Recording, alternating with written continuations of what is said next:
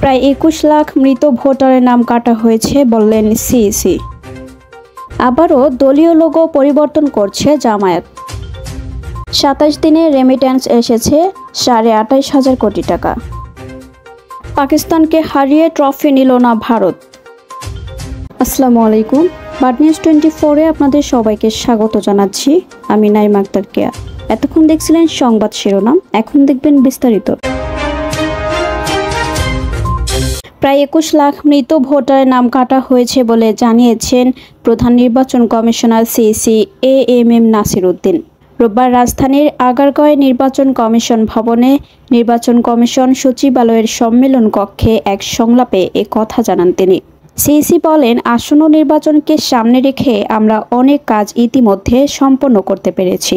সবচেয়ে বড় কাজ যেটা করতে পেরেছি সেটা হচ্ছে বাড়ি বাড়ি গিয়ে ভোটার তালিকা হালনাগাদ করা। এটা একটা বিশাল কাজ। আমরা প্রায় ২১ লাখ মৃত ভোটার কর্তন করতে পেরেছি। কমিশন ৯টি আইন সংশোধন করেছে উল্লেখ করে সিএসি আরও জানান, মোটামুটি নির্বাচন অনুষ্ঠান সুষ্ঠুভাবে সম্পন্ন করার জন্য যা যা দরকার সেক্ষেত্রে অনেক এগিয়ে গিয়েছেন। এছাড়া জনসংখ্যা নিয়ে বিবিএসের ডেটা প্রশ্নবিদ্ধ বলে মনে করেন নির্বাচন কমিশনার তাহমিদ আহমেদ। তিনি বলেন, একবার তারা যেটা প্রকাশ করলো পরে আবার সেটা কমিয়ে দেখানোর জন্য বলা হয়েছে। নির্বাচন কমিশনের ভোটার তালিকা অনুযায়ী বর্তমানে দেশের জনসংখ্যা ১৯ কোটি। এর মধ্যে রাজধানী ঢাকায় রয়েছে ১,৫১,০০,০০০ মানুষ বলে জানান এই কমিশনার। ত্রয়োদশ জাতীয় সংসদ নির্বাচন উপলক্ষে সুশীল সমাজের প্রতিনিধিদের সঙ্গে নির্বাচন কমিশনের উদ্যোগে এই সংলাপের আয়োজন করা হয়। আবারও দলীয় লোগো পরিবর্তন করছে বাংলাদেশ জামায়াতে ইসলামী। আগামী কয়েকদিনের মধ্যে আনুষ্ঠানিকভাবে প্রকাশ করা হতে পারে দলের নতুন লোগো। রোববার ঢাকা নিযুক্ত স্পেনের রাষ্ট্রদূতের সঙ্গে বৈঠকে জামায়াত আমির ডাক্তার শফিকুর রহমানের পেছনে রাখা দলীয় পতাকা এবং দেয়ালে লাগানো নতুন লোগোটি দেখা গেছে। নতুন লোগোতে সবুজ পতাকার মাঝে কিতাবের উপর উদীয়মান সূর্য রয়েছে, তার উপর রয়েছে কলম। কলমটি ব্যবহৃত হয়েছে দলীয় প্রতীক দাঁড়িপাল্লার দণ্ড হিসেবে। কিতাবের দুই প্রান্ত থেকে একটি অর্ধ পরাবৃত্ত রয়েছে, যা প্রবেশদ্বার অর্থে ব্যবহৃত হয়েছে।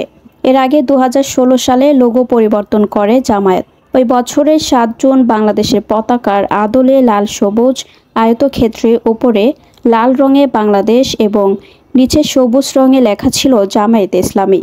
সেবারও লোগো পরিবর্তনের বিষয়টি আনুষ্ঠানিক জানানো হয়নি। তখন কিছুদিন দলের সংবাদ বিজ্ঞপ্তিতে লাল সবুজ লোগো ব্যবহার করা হতো। রোববার সামনে আসা লোগো আনুষ্ঠানিকভাবে প্রকাশ করা হয়নি।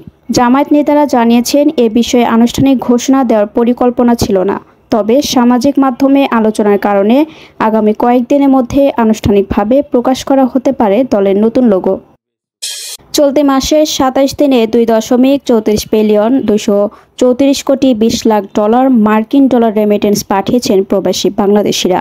এর মধ্যে রাষ্ট্রীয় মালিকানাধীন ব্যাংকের মাধ্যমে এসেছে $34,63,20,০০০। এছাড়া বিশেষায়িত এক ব্যাংকের কৃষি ব্যাংক মাধ্যমে $২১,৪৫,০০,০০০, বেসরকারি ব্যাংকের মাধ্যমে $১৭৩,৬১,০০,০০০ এবং বিদেশি ব্যাংকের মাধ্যমে এসেছে $৫৩,২০,০০০। রোববার বাংলাদেশ ব্যাংক সূত্রে এসব তথ্য উঠে এসেছে। চিরপ্রতিদ্বন্দ্বী পাকিস্তানকে হারিয়ে এশিয়া কাপের ১৭তম আসরের শিরোপা জিতেছে ভারত। তবে পুরস্কার বিবরণী মঞ্চেই দেখা গেল দুই দেশের বৈরিতার চূড়ান্তটা।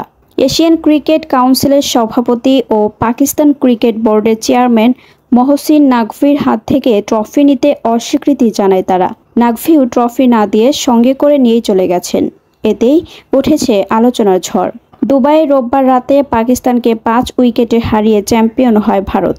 ম্যাচ শেষে পুরস্কার বিতরণী মঞ্চ প্রস্তুত করা হলেও শুরুতে সেখানে দেখা যায়নি পাকিস্তানি ক্রিকেটারদের। প্রায় ১.৫ ঘন্টা পরে আসেন তারা। ভারতের ক্রিকেটাররা এই পুরোটা সময় এক প্রান্তে দাঁড়িয়েছিলেন।